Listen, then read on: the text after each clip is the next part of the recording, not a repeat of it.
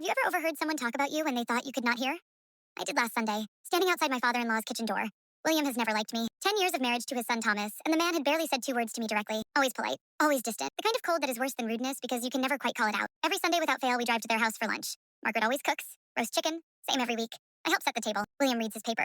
Thomas sits between us like a buffer. Last Sunday I arrived early. Let myself in through the back door the way Margaret always tells me to. I heard voices in the kitchen. William and Thomas. Speaking low, I stopped in the hallway. She works herself to the bone for this family. William was saying, every single Sunday she sits at that table and smiles even when you don't deserve it. You know that, don't you? Thomas said nothing. Your mother didn't like her at first either. William continued. Took us both time. But I've been watching her for 10 years, Thomas, and I want you to know something. I pressed my back flat against the wall. That woman loves you in ways you haven't even noticed yet. Don't be the kind of man who only realizes that when it's too late. The kitchen went completely quiet. I stood in that hallway for a very long time.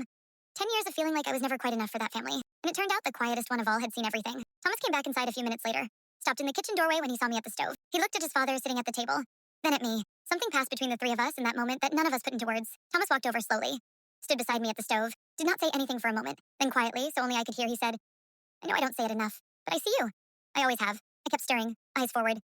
I know, I said. Margaret called everyone to the table 5 minutes later. We all sat down in our usual places. Except this time William did not open his paper.